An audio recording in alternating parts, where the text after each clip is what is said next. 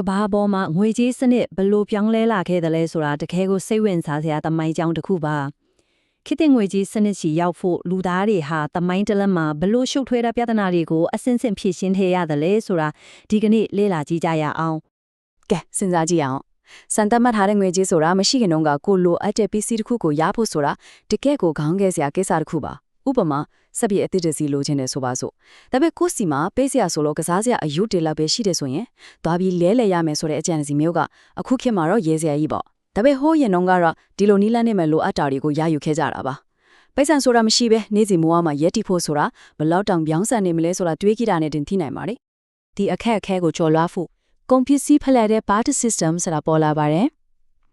အလွယ်ပြောရရင်တော့ကိုယ်စီအားကုန်ပစ္စည်းဒါမှမဟုတ်ဝန်ဆောင်မှုတွေကိုတခြားအရာတွေနဲ့တိုက်ရိုက်လဲလှယ်ကြတာပေါ့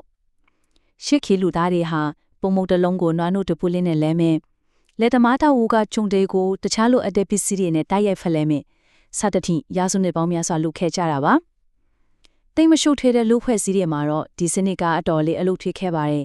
်အပိုင်း1ခေတ်တဲ့ငွေကြေးစနစ်မတိုင်မီဘဝချိန်နေအချိန်တွေကြာလာတာနဲ့အမျှလူအဖွဲ့အစည်းတွေကပိုပြီးကြီးမားလာတယ်ရှုပ်ထွေးလာတယ်လူတွေကဘာအနှံ့ခရီးသွားလာမှုတွေများလာတဲ့အခါမှာတော့ခုနပြောခဲ့တဲ့ကုန်ပစ္စည်းဖလှယ်ခြင်းစနစ်ရဲ့ကြီးမားလာတဲ့အားနည်းချက်တွေကတိတာထင်ရှားလာမှာတော့တယ်ဥပမာတစ်ခုပြောပြမယ်နော်ဂျုံတအိတ်နဲ့ဖိနတ်တရံလုံးဝမတူညီတဲ့ပစ္စည်းနှစ်ခုရဲ့တန်ဖိုးကိုဘယ်လိုများများတက်တာတွက်ချက်မလဲဂျုံဘနအိတ်ကဖိနတ်တရံနဲ့ညီမျှတယ်လဲဆိုတာကိုနှစ်ဦးနှစ်ဖက်သဘောတူညီမှုရအောင်ညှိရတာမလွယ်ပါဘူးကုန်တဲ့နှစ်ယောက်ကြားမှာဘယ်လိုမှညှိနှိုင်းလို့မရတဲ့အခြေအနေမျိုးကဒီဖလှယ်ခြင်းစနစ်ရဲ့အကြီးမားဆုံးစိန်ခေါ်မှုကြီးဖြစ်လာပါတယ်တဖြည်းဖြည်းနဲ့ဒီစနစ်ကကြီးမားတဲ့ကောင်းခဲစတာကြီးဖြစ်လာတာပေါ့ပစ္စည်းတိုင်းကိုလဲဖို့မလွယ်သလိုတန်ဖိုးတက်မှတ်ဖို့ကလည်းအများအားပြဿနာဖြစ်နေလေအဆိုးဆုံးကတော့ကိုယ်စီမှာခရမ်းကျင်သေးတယ်လို့အတီးအနှံတွေအများကြီးရှိနေလို့နောင်တစ်ချိန်သုံးဖို့စူဆောင်းထားမယ်ဆိုရင်တော့မကြခင်မှာပဲပုတ်တုပျက်စီးသွားမှာလေဒါကြောင့်နှုံးနှစ်ဖက်တန်ဖိုးရှိပြီးတွက်ချက်ရလွယ်ကူသလိုအချင်းကြကြသိမ်းဆည်းထားနိုင်မဲ့ပုံမကောင်းမွန်တဲ့ဖလှယ်ရေးကြားခံတစ်ခုကိုအရေးတကြီးလိုအပ်လာပါတော့တယ်အပိုင်းနဲ့အစောပိုင်းဖလှယ်ရေးပုံစံများပစ္စည်းထောင်နေတာဝင်းကျင်လောင်မှာတော့ဒီရှုပ်ထွေးလာတဲ့ပြဿနာကြီးကိုဖြေရှင်းဖို့ပထမဆုံးနည်းပညာအစစ်မြင့်တင်မှုကြီးပေါ်ထွက်လာပါတယ်ရှေးခေတ်လူဖွဲ့စည်းအများပြားဟာဖေးဖေးဝဲရကိုကြည့်လိုက်ပြီးလှဖျားရှားပါတဲ့ကျွေစိတ်တွေပူတီးစိတ်တွေနဲ့ကြောက်တုံးလေးတွေကိုကျန်းဝတ်တစ်ခုရဲ့ကိုစားဖြစ်ဖြစ်စကင်တတ်မှတ်ခဲ့ကြပါတယ်တဘာဝကရတဲ့ဒီပစ္စည်းလေးတွေကငွေကြေးသမိုင်းမှာအလွန်အရေးပါတဲ့ခြေလမ်းတစ်ခုဖြစ်လာလိမ့်မယ်လို့ဘသူကထင်ထားမှာလဲဒါပေမဲ့တကယ်ကိုဖြစ်လာခဲ့တာပါဘာကြောင့်လဲဆိုတော့ဒီပစ္စည်းလေးတွေကတင်းငယ်တယ်ပေါ်ပါတယ်တည်ရလွယ်တယ်လीဒါဟာဖလှယ်ကြီးစနစ်ရဲ့အကြီးမားဆုံးပြဿနာကိုအောင်မြင်စွာဖြေရှင်းလိုက်နိုင်တာမှာပဲအယောင်ဝယ်လို့ရမှာလွယ်ကူတယ်လို့လူတိုင်းလက်ခံနိုင်တဲ့တသမတ်တိဖြစ်ကတမ်းဝေးတစ်ခုလက်ရှိနေတာကြောင့်ကုန်ပစ္စည်းနဲ့ဝန်ဆောင်မှုတွေဖလှယ်ရမှာအလွန်ကိုအသုံးဝင်ခဲ့ပါတယ်ဒါဟာငွေကြေးရဲ့ကနဦးပုံစံပဲဖြစ်ပါတယ်အပိုင်း3အကျွေးစည်းများထွန်ကားလာခြင်းငွေကြေးသမိုင်းချောင်းကို BC 6လလောက်စီရှေ့ဆက်သွားလိုက်မယ်ဆိုရင်တော့ဒီနေ့ခင်ကျပုံမနီးစပ်တဲ့စံသတ်မှတ်ထားတဲ့တတုငွေကြေးတွေစတင်မွေးခွာလာတာကိုတွေ့ရမှာပါဒီနေ့ခေတ်ကျွန်တော်တို့သိထားတဲ့တတုအကျွေးစိတ်ကရဲ့သမိုင်းဝင်းမူလဇာတိကတော့အခုခေတ်တူကီနိုင်ငံတရှိရာနေရာမှာရှိခဲ့တဲ့ရှေးဟောင်းလစ်ဒီယာတိုင်းပြည်ပဲဖြစ်ပါတယ်ဒီနေရာကနေပြီးငွေကြေးစနစ်ရဲ့ကြီးမားတဲ့အချိုးအကွေ့တစ်ခုစတင်ခဲ့တာပါသူတို့ဟာတတုတွေကိုအသုံးပြုပြီးပုံမခိုင်မာတဲ့ငွေကြေးစနစ်ကိုတည်ထွင်ခဲ့ကြတယ်ဒီအစောပိုင်းအကျွေးစိတ်တွေကိုရွှေနဲ့ငွေရောဆက်ပြီးပြုလုပ်ခဲ့တာပါဒါပေမဲ့အရေးကြီးဆုံးအချက်ကအဲ့အမဟုတ်ပါဘူးသူတို့ရဲ့တန်ဖိုးကိုတိတိကျကျသတ်မှတ်နိုင်ဖို့အတွက်ရုပ်ပုံတွေသင်္ကေတတွေကိုရိုင်းနေထားလိုက်တာပါပဲ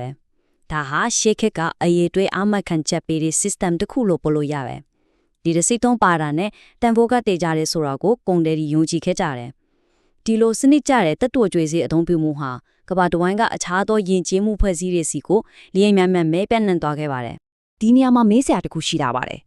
်တတ်တူအကျွေးစေးတွေကတကယ်မပြီးအစုံပြီးအဆင်ပြေနေတယ်ဆိုရင်ဘာကြောင့်လူအပွဲစီကစက်ကူငွေတွေကိုလိုအပ်လာရတာလဲတတ်တူအကျွေးစေးတွေမှာကြီးမားတဲ့အားနည်းချက်တစ်ခုရှိနေတော့ပါ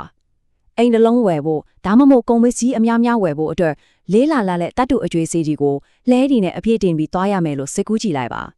ဒါဟာတကယ်ကိုကြီးမားတဲ့ရုပ်ဖိုင်းဆိုင်ရာဝန်ထုတ်ဝန်ပိုးကြီးဖြစ်လာပါတော့တယ်အပိုင်းလေးစစ်ကူငွေကြီး86%ဝန်းကျင်တရုတ်နိုင်ငံမှာတော့လေးလံလာတဲ့အကျွေစိတ်တွေရဲ့ပြဿနာကိုဖြေရှင်းဖို့အလွန်အံ့တော်စရာကောင်းတဲ့အဖြေတစ်ခုပေါ်ထွက်လာခဲ့ပါတယ်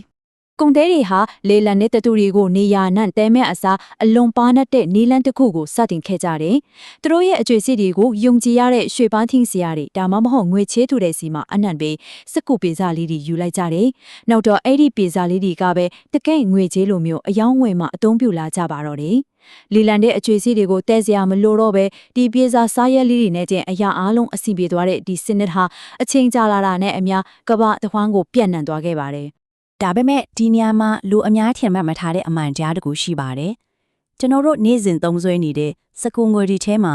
စကူအစ်စ်ဘလောက်ပါတယ်လဲဆိုရင်အဖေကတော့3%ပါလုံးဝမပါပါဘူး။ဒါဟာတကယ့်ကိုစိတ်ဝင်စားစရာပါပဲ။ထာမန်စကူစီးတာဆိုရင်မိုးရွာတဲ့တွားတာပဲဖြစ်ဖြစ်လက်ထဲမှာမဲကင်တွေတုံးဆက်နေရင်ပဲဖြစ်ဖြစ်အလွယ်တကူစုပ်ပဲစီးသွားမှာပါ။ဒါကြောင့်လူအဖွဲ့စီကပိတ်ဆန်ရှိုပင်ကနေရရှိတဲ့ချီနဲ့ပိတ်ချမ်းကိုအချိုးကျရောဆက်ပြီးအလွန်ခိုင်ခန့်တဲ့အထည်သားတစ်မျိုးကိုအင်ဂျင်နီယာပညာရေးနဲ့ထီထွင်ခဲ့ကြပါတယ်။စကူငွေလို့ခေါ်ပြီးမြဲတကယ်တမ်းကျတော့အကျန်းခံနိုင်တဲ့ချီသားပြားလေးတွေပဲဖြစ်ပါတယ်။အဖိုင်းက digital ငွေကြီးခေတ်ကာလ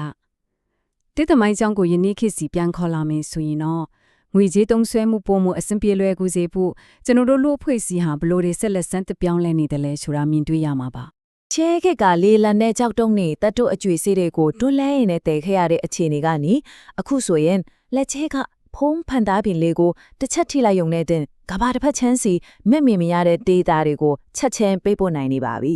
ခေတ်သစ်နီးပညာတွေဟာငွေသားတည်ဆောင်ရတဲ့ရုပ်ပိုင်းဆိုင်ရာဝန်ထုတ်ဝန်ပိုးတွေကိုလုံးဝနီးမှာဖယ်ရှားပေးလိုက်နိုင်ပါပြီ။ online ကနေကတ်တဲ့တုံးပြပြီးဝယ်ယူနိုင်တဲ့စမ်းသစ်တဲ့ကွန်ရက်တွေနဲ့ mobile phone လေးတစ်လုံးရှိုံနဲ့တင်လွယ်ကူချောင်းမွေစွာငွေပေးချင်နိုင်တဲ့အဆင့်ထိတိုးတက်လာခဲ့ပြီဖြစ်ပါရဲ့။သမိုင်းချောင်းတစ်လျှောက်လုံးကိုပြန်ကြည့်မယ်ဆိုရင်ကွန်ပစ္စည်းဖလှဲ့တဲ့စနစ်ကနေကျွေးစိတ်အဲ့ဒီကနေတတ်သူကျွေးစိတ်တက်ဆောင်ရခက်ခဲတဲ့ပြဿနာကိုဖြေရှင်းဖို့စကုပြေစာပြီးတော့ယနေ့ခေတ်အလျင်မြန်ဆုံး digital ငွေကြေးစနစ်အထိ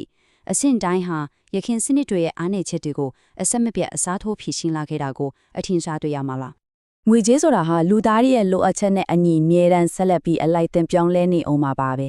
digital ခေတ်စီကိုလုံးလုံးလျားလျားကူးပြောင်းနေတဲ့ဒီနေ့လိုအချိန်ခါမှာ